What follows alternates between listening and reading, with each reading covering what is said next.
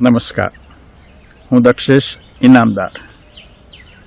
હું મારા વાલા વલસાડમાં રહું છું અને આપની સમક્ષ આજે મા વિશે બે શબ્દો કહેવા માંગુ છું. મારી શું પાત્રતા છે આ બોલવા અંગે મને નથી ખબર, પણ મા મારા માટે સર્વસ્વ છે. હું એને સમર્પિત છું, એનાથી સુરક્ષિત છું. મારી મા, મારી મનસા જરાતકાર, મારી ગુરુમાં, મારી જન્મદાત્રી માં, મારી આ પ્રકૃતિમાં. આજે આપની સમક્ષ પ્રકૃતિની વચ્ચે એની ગોદમાં બેસીને વાત કરી રહ્યો છું. માં પ્રકૃતિ, મારી જન્મદાત્રી માં, જેણે મને જન્મ આપ્યો, 9 માસ એના પેટમાં રાખીને મારું સિંચન કર્યું, મને સંસ્કાર આપ્યા, મારું પોષણ કર્યું, મારી કેળવણી કરી. માં એ પહેલી ગુરુ. માં એટલે સંવેદનાનો સાગર, કરુણાનો સાગર. માં એટલે વાત્સલ્યનું ઝરણું જે સદાય વહેતું રહે છે. બાળકના મૃત્યુ પછી હોય કે એના જન્મનો પહેલાંનો સમય હોય, માં કણકણમાં એની સાથે સર્વત્ર વ્યાપ્ત છે. પછી એ પ્રકૃતિના રૂપમાં, ઈષ્ટદેવીના રૂપમાં કે જન્મદાત્રી માના રૂપમાં. માં એ માં, બીજા વગડાના વા. માં વિના સુનો સંસાર.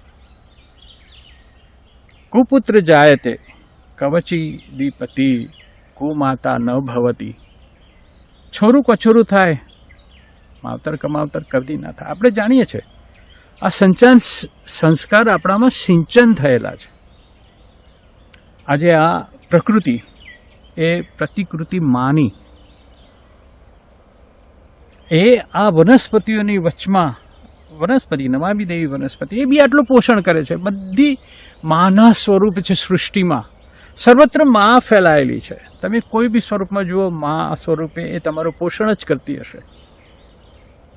બોટાદકરજીની આ સુંદર કવિતા, જનનીની જોડ સખી નહીં જડે રે લોલ, એટલી સુંદર કવિતા એમણે રચના કરી છે. અને એ જ્યારે અમે ભણતા ત્યારે અમારા શિક્ષક એ બી ગુરુમાં હતા. એમણે એક સુંદર કથા કીધી હતી કે મા દીકરા વચ્ચે શું હોઈ શકે, કેવો મા છેક છેવટના છેડા સુધી કેવી રીતે પોતાના બાળકની કાળજી લે છે, એનું ધ્યાન રાખે છે, એના માટે કરુણા વરસાવે છે. એનો એક નાનકડી એક પ્રાસંગિક કથા છે. મા દીકરો ગામમાં સાથે રહેતા હોય છે. મા ખૂબ દીકરાની કાળજી લે છે, એને ઉછેર્યો, મોટો કર્યો, પણ દીકરો કુપાત્ર નીવડ્યો. એ દીકરો વેશ્યાગમન કરતો હોય છે, વેશ્યાની સાથે એના સંબંધો હોય છે. એ માનું કોઈ ધ્યાન નથી રાખતા, પણ મા એનું ધ્યાન રાખ્યા કરે. હવે વેશ્યાને એમ થયું કે આ મને કેટલો પ્રેમ કરે છે, એની હું કસોટી કરું. તો એણે એમ કીધું કે તું તારી માનું કાળજું કાપીને લાવ, અને તો હું તને ગણું કે તું મને સાચો પ્રેમ કરે છે.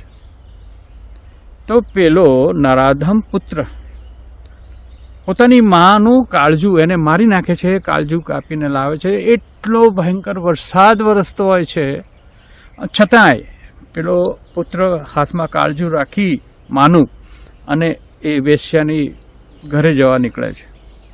રસ્તામાં એને ઠોકર વાગે છે, તો માનું કાળજું હાથમાંથી પડી જાય છે. એને ઠોકર વાગતા માનું કાળજું જે નીચે પડે છે એ બોલી ઉઠે છે, ખમ્મા મારા વીરા, તને વાગ્યું તો નથી ને? આ માના પ્રેમની, વાત્સલ્યની ઊંચાઈ છે. એ એનું કાળજું પડતા બી બોલે છે કે તને ઠોકર વાગી, તને વાગ્યું તો નથી ને મારા દીકરા? ખમ્મા, ખમ્મા મારા વીરા, ખમ્મા. આ મા છે, આ મારો પ્રેમ છે. એક નાનકડો પ્રસંગ છે. માં એ માં સર્વત્ર વ્યાપ્ત છે. એ સૌથી મોટી ગુરુ છે. એ ઈષ્ટદેવી છે. માં સર્વવ્યાપ્ત છે. અગાઉ બી હું કહી ચૂક્યો એમ આ વનસ્પતિ એ બી આપણું પોષણ કરે છે. એ બી માં સ્વરૂપ, નમામી દેવી વનસ્પતિ. પ્રકૃતિ, પંચતત્વોથી બનેલી આ પ્રકૃતિ, એ પણ આપણી માં. આપણો દેવતુલ્ય પિતા આપનાર પણ એમની માં. જે માં હંમેશા આપે છે, કશું લેતી નથી. એ જન્મ આપે કે મૃત્યુ ત્યાં સુધી માં આપનાર છે. કરુણામયી દેવી છે. જય માં.